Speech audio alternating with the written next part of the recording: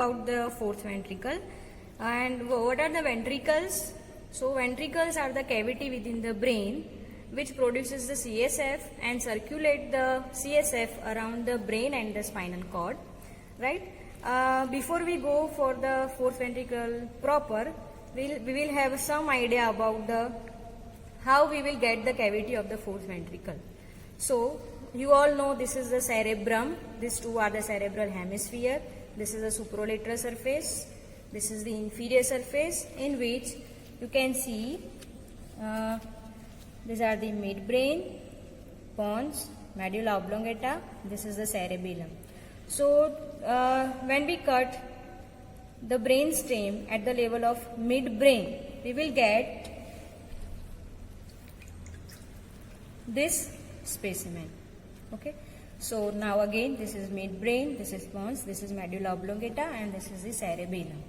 Now you all know that fourth ventricular cavity is the cavity between the that is the cavity of hindbrain, which lies between the pons, medulla oblongata, and the cerebellum.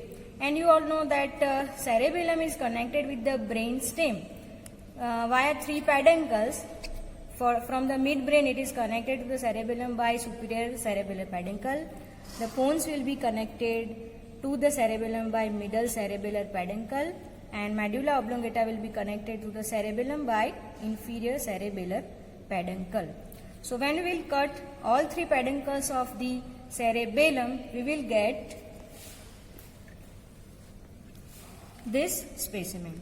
This is the midbrain, this is pons, this is medulla oblongata, this is the ventral aspect of the brainstem, and this is the dorsal aspect of the brainstem. We have removed the cerebellum, so now the fourth ventricular cavity is open, and here you can see these are the parts of the superior cerebellar peduncles. This rounded one is the middle cerebellar peduncles, and on the infralateral aspect we will have a inferior cerebellar peduncles.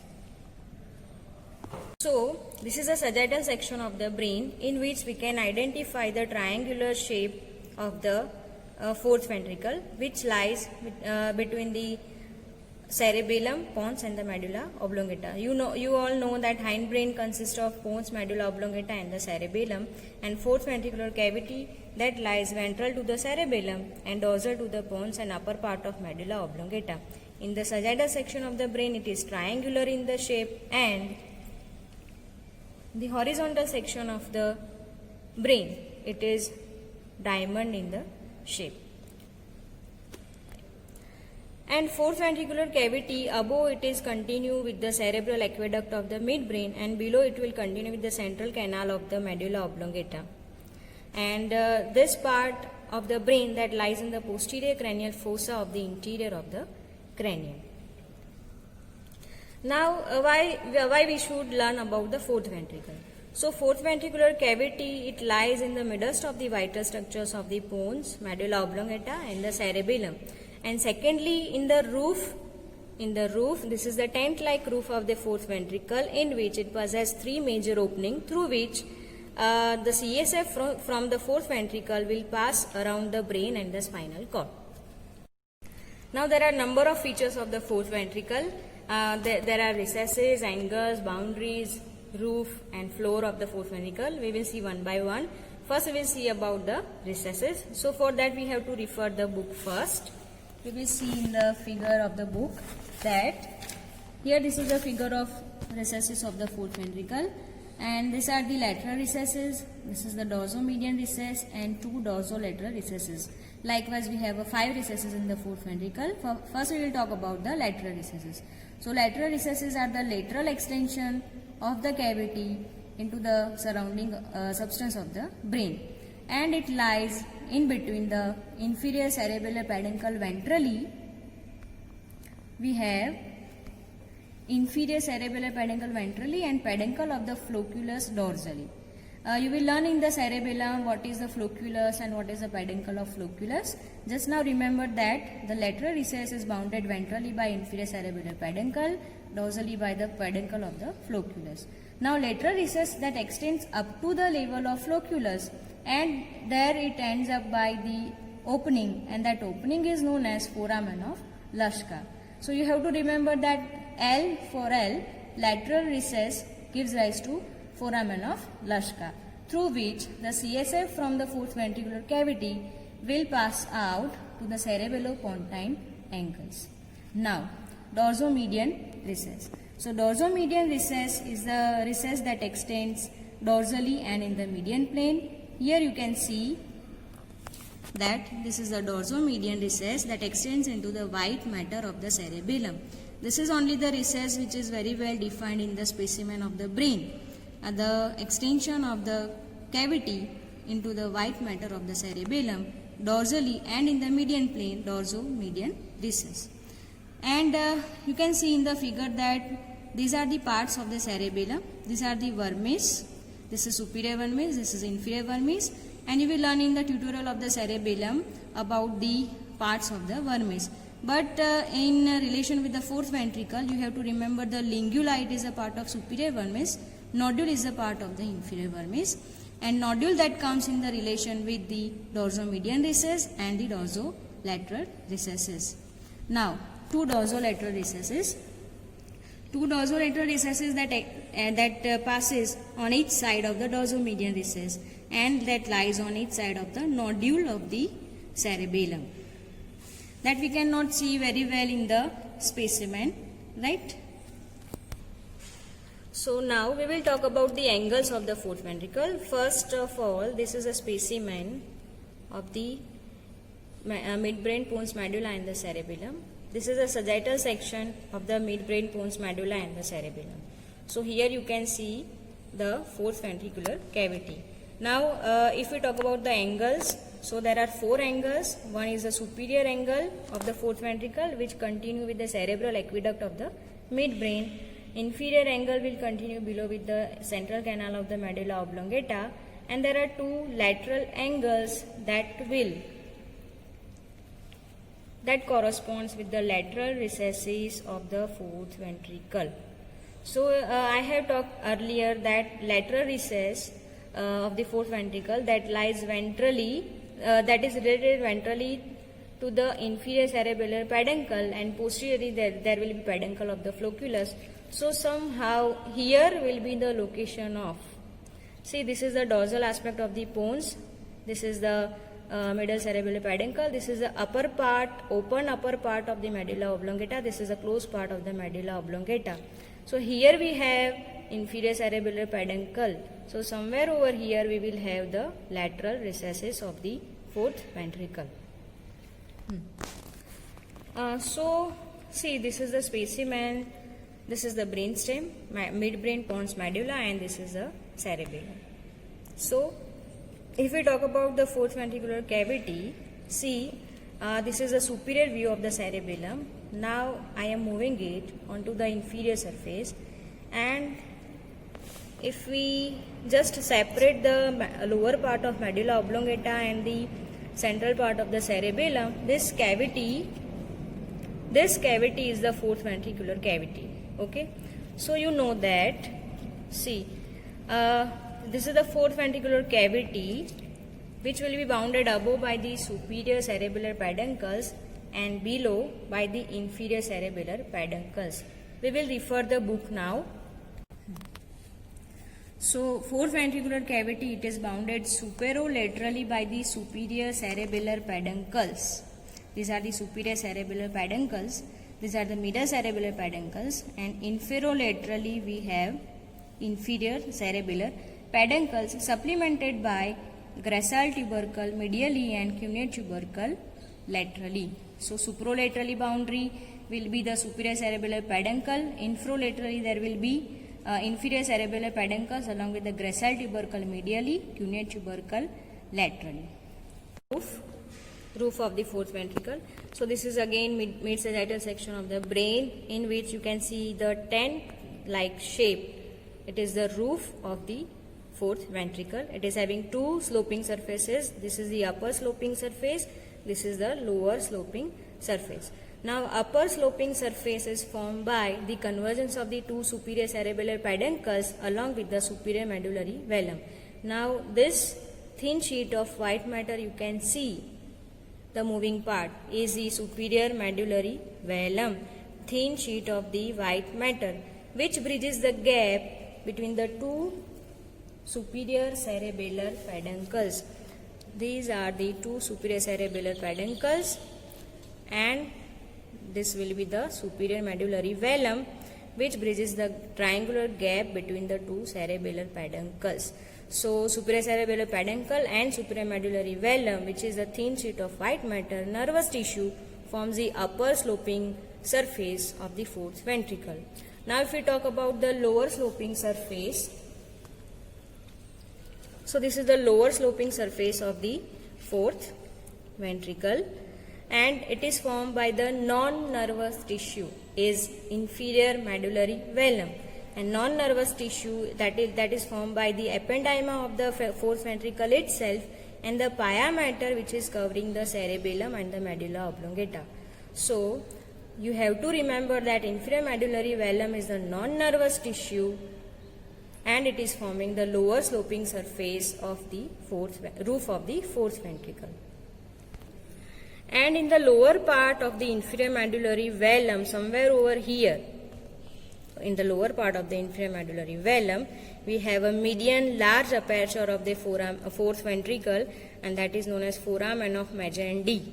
You have to remember that L for L, lateral recesses give rise to foramen of Luschka, and M for M, the median opening, that is the foramen of Magendie. So three major openings of the fourth ventricle, two lateral and one in the median plane. The median plane, the foramen of the Magendie is the median opening in the fourth ventricle just below the inferior medullary velum, and through which the CSF from the fourth ventricle will pass to the cerebellomedullary cistern, which is the cisterna magna. So this is the dorsal aspect of the bones and the upper part of the medulla oblongata, which is open, and so this is the fourth ventricular cavity. So this is, here you can see the diamond shaped fossa. Okay, this is known as rhomboid fossa. This is formed by the floor of the fourth ventricle. This is very much important, commonly asked in your exam. Okay, as the specimen is very small, we cannot see properly right now, so we will first refer the book and then I will show you in the specimen. So now we will refer the book. So now this is a book picture in which you can see that here we have a diamond shaped floor of the fourth ventricle, and the shape is also known as rhomboid in the shape. So this is known as rhomboid fossa, commonly asked in the exam, rhomboid fossa as a short note. So this is the floor of the fourth ventricle. So now the floor of the fourth ventricle is divided into equal right and the left half by median sulcus. This is the median sulcus, and on each side of the median sulcus we have a longitudinal elevation. These are the longitudinal elevations, and these longitudinal elevations are known as medial eminence, and the medial eminence are laterally bounded by sulcus limitans. These are the sulcus limitans. Now, so medial eminence is limited on the lateral side by sulcus limitans, and on the lateral side of the sulcus limitans you will see the another areas. Those are the vestibular areas where there lies a vestibular nuclei. Now if we talk about the sulcus limitans, so at the superior part of the sulcus limitans, it widens out in a triangular depression, forms a superior fovea, and just above the level of the superior fovea, again the upper part of the sulcus limitans, it presents a bluish gray area that is known as locus ceruleus. The bluish gray area that imparts the color because of the presence of melanin pigment in the nerve cells of the this part of the brain, and that is known as substantia ferruginea. So this is the locus ceruleus.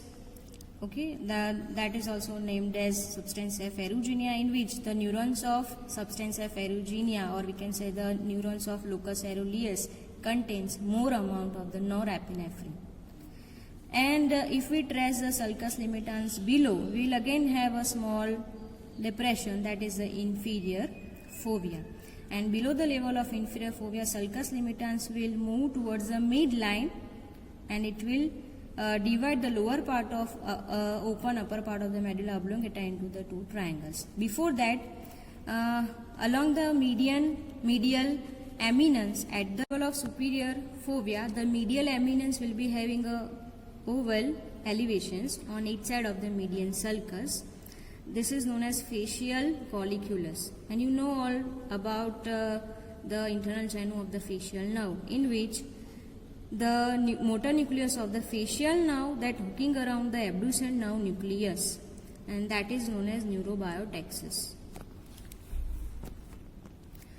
Now you know that sulcus limitans below extends up into the median plane, okay, and thereby it divides the upper open part of the medulla oblongata into the two triangles. Just above the sulcus limitans, this is the hypoglossal triangle, and below the level of the sulcus limitans, these are the vagal triangles, and these are the vestibular areas. Now see, hypoglossal triangle, it is also divided by faint vertical ridge into medial and the lateral part. The medial part will be having the hypoglossal nerve nucleus, and lateral part will be having the nucleus intercalatus.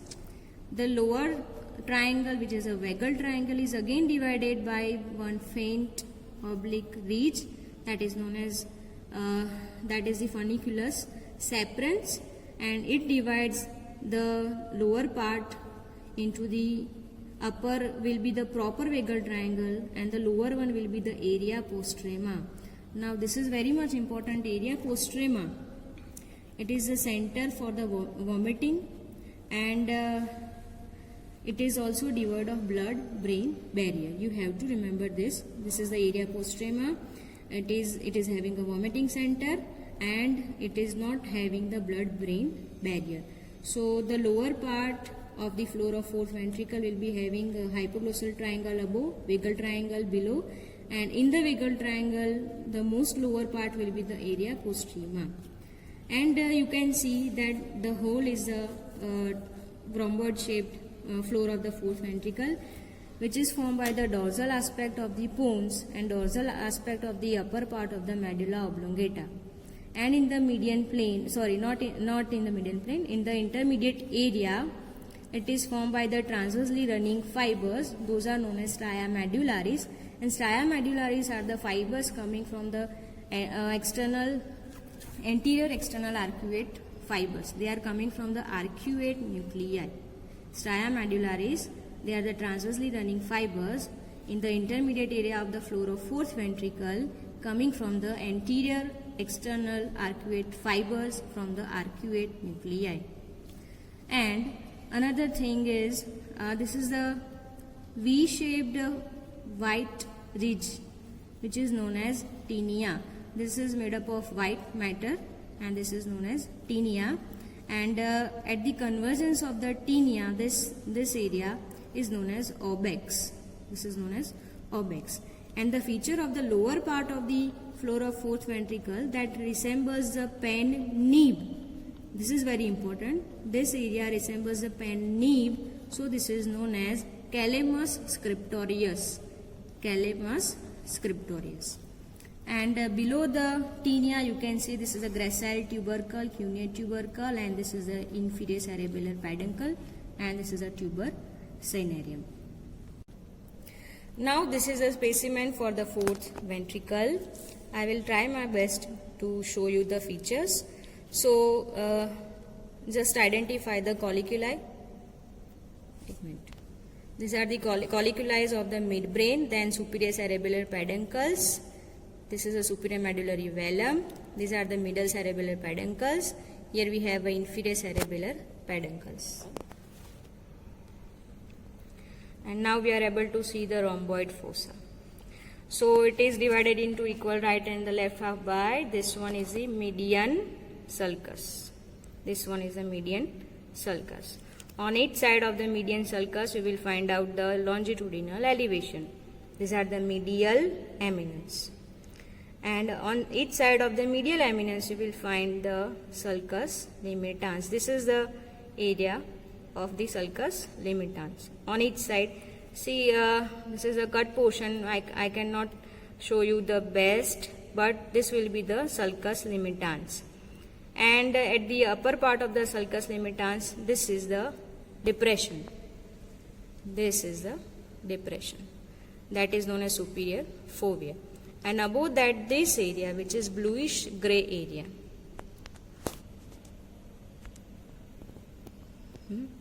This is the bluish gray area, that is the locus coeruleus. Now at the level of superior fovea, you can see the elevations. You can see the rounded elevation. Those are the facial colliculus. And these are the transversely running fibers. These are the transversely running fibers, stria medullaris. So, just this is the sulcus limitans, and lateral to this area will be the vestibular area. This will be the vestibular area. And if we talk about the dorsal aspect of upper part of medulla, just below the stria medullaris, again we have a median sulcus, then we have a sulcus limitans, and you can again see the small depression here, that is the inferior fovea, and below that there will be convergence of the sulcus limitans, dividing the lower part of the floor of fourth ventricle into upper triangle will be hypoglossal triangle, below there will be the vagal triangle. Now in the most lower part we are not able to see the funiculus apparens, but we just have a theoretical view that we have a vagal triangle above and area postrema below. Here we will have a white matter that is known as tinea, and the lower. So these are the transversely running fibers are the stria medullaris. Below that you will see the inferior fovea, hypoglossal triangle above, vagal triangle below, and the laterally there will be vestibular area. You will see that here we have a white matter fibers in the V shape, that is known as tinea, and lower part of the floor of fourth ventricle that resembles the pen nib, so that is known as calamus scriptorius. Calamus scriptorius is the word that resembles with the pen nib, and obex is the convergence of the tinea of each side, so that you have to remember. And so that was all about the floor of the fourth ventricular cavity.